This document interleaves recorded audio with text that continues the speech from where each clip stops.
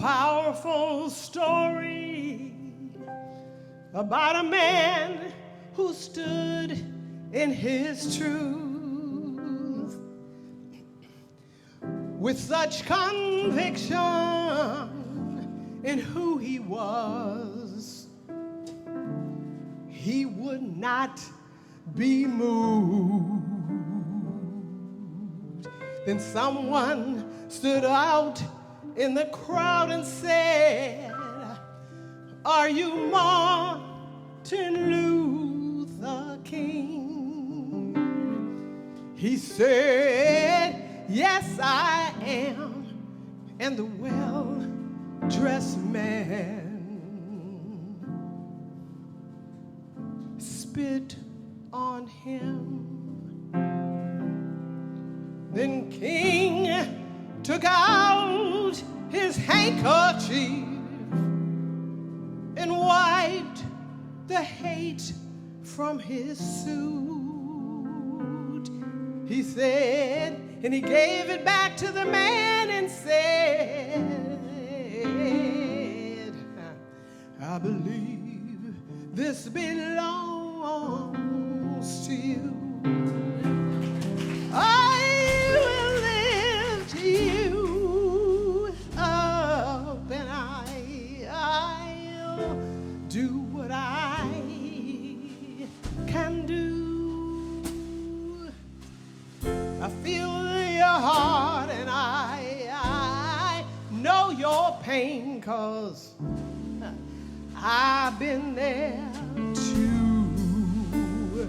And I will hold you high while you do what it is you have to do, 'cause I am clear who is standing here. I believe this belongs to you."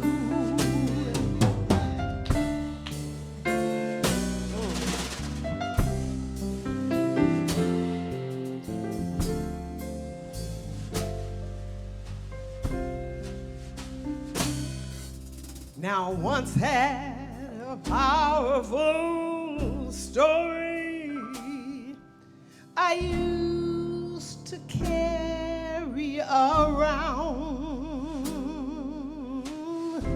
I thought it was you all this time that held my spirit down.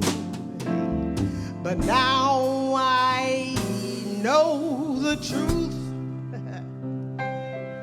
of who I came here to be. You are my angel in disguise. You're not my enemy. So I thank you for the part you played in this dance that we had to do. I give you back to your own true love. I believe it belongs to you.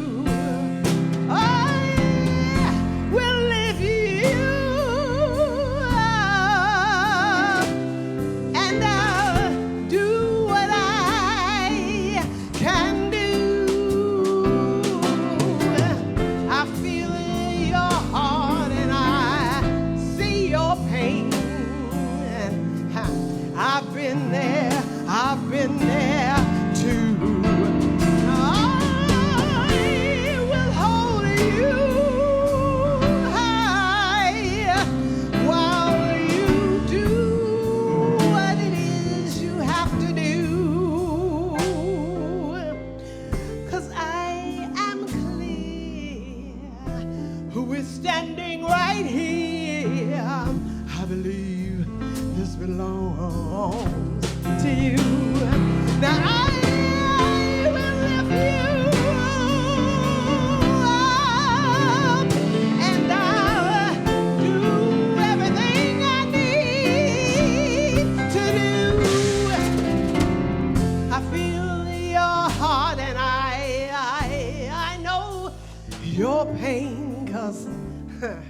I tell ya, I've been there too, and I will hold you high. Oh, while you do everything you need to do, I give you back the love that's real.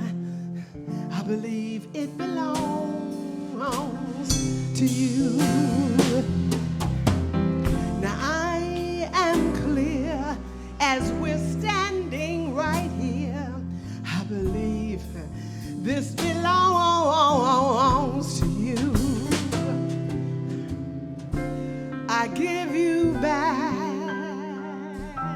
the love that's real.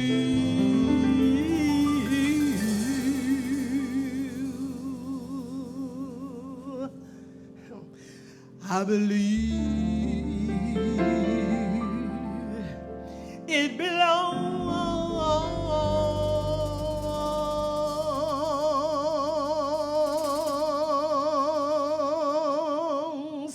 to you.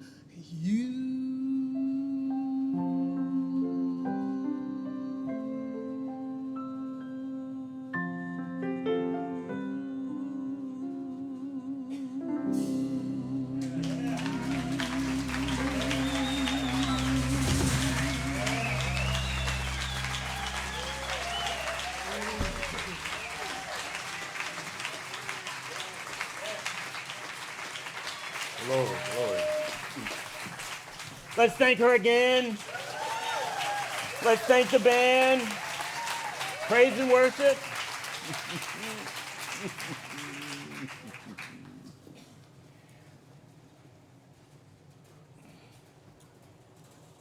We honor Martin Luther King Jr. today. And I still have a dream. Do you? I quote from him, "With faith we are able to hew out of the mountain of despair a stone of hope. With faith we are able to transform the rattling discords of our nation into a beautiful symphony of unity. With faith we are able to work together, to pray together, to struggle together, to go to jail together, to stand together up for freedom together, knowing that we will be free one day. This will be the day when all of God's children will be able to sing with all new meaning, my country 'tis of thee, sweet land of liberty, of thee I sing, land where our fathers died, land of the pilgrim's pride from every mountainside. Let freedom ring." And if America is to be a great nation, this must be true. So let freedom ring from the prestigious hilltops of New Hampshire. Let freedom ring from the mighty mountains of New York. Let freedom ring from the heightening Alleghenies of Pennsylvania. Let the freedom ring from the carnivorous slopes of California. But not only that, let freedom ring from Stone Mountain in Georgia, and from Lookout Mountain in Tennessee, and from every mountain and every molehill in the state of Mississippi. And then these people will be able to be together in culture, Jews and Gentiles, Protestants and Catholics. We will be able to join hands and sing together, free at last, free at last. Thank God Almighty, we are free at last. Free, free. It is your inheritance for you to be free. I Have a Dream still motivates us and inspires us 60 years after it was first delivered on the steps of the Lincoln Memorial. 250,000 people witnessed because they believed they had a vision for a better America than we were experiencing at that time. So where do we stand today? King's dream is still unfolding, but other groups have to be added to the list of those who have been subjected to discrimination and injustice. We've seen progress, yet his vision challenges us to keep pushing forward toward a society with dignity, fairness, and unity lived by the realities of everyone involved. My friends and my fellow seekers in justice, Martin Luther King said that 11 o'clock on Sunday morning is the most segregated hour in America. However, that is not true here.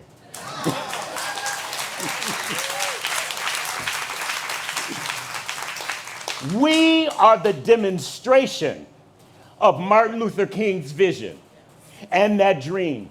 As a diverse community, we have not fully achieved all that Martin had envisioned for us, but we are an evidence of what is possible. If more of possibility unfolds within communities like this, more of that dream will be realized. So today we gather not as separate communities, but as a single congregation of conscience, united by a single man, dignity to every human being.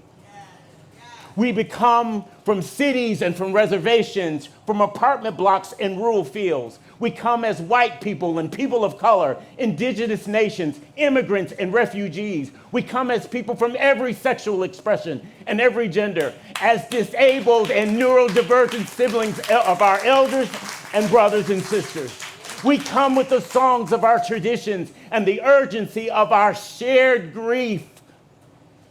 We come to insist that justice is not something of a promise, it is something in practice. Far too long, systems have told some of us that we matter less. For too long, laws and policies have measured worth by zip code, by skin tone, by whom we love, by whom we and the way we worship, and by the gender we claim.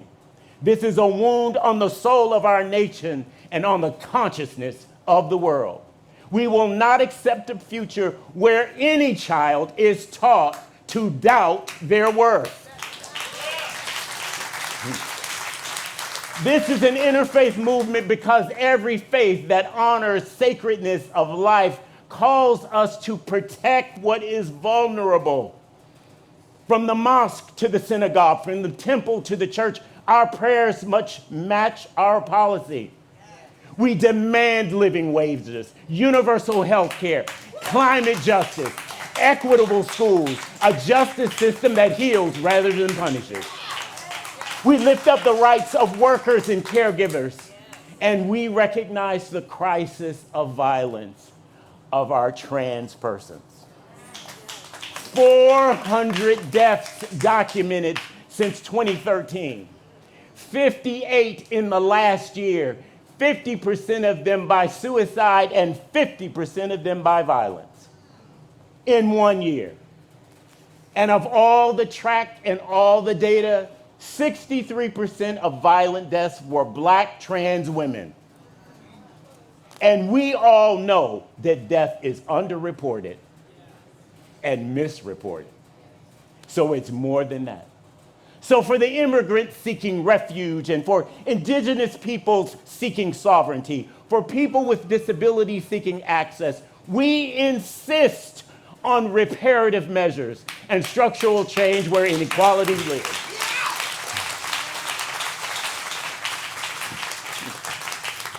Let us build neighborhoods where affordable housing is not a dream but a right. Let us build schools that teach truth and possibility. Let us build economies that reward care and creativity. And let us build a democracy where every voice is heard and every vote is protected. And now for those of you who fear change.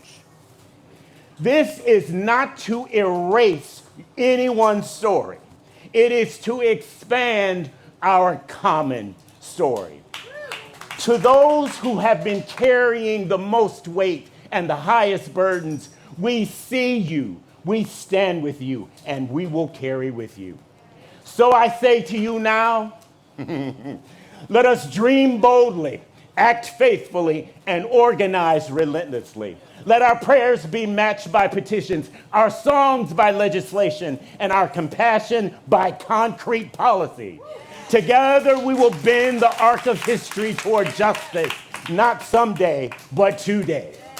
And may our faiths and our identities and our shared humanity guide us. May our children inherit a world where freedom is real, equality is lived, and love is the law. So rise, organize, vote, and love. I still believe the dream. And so it is.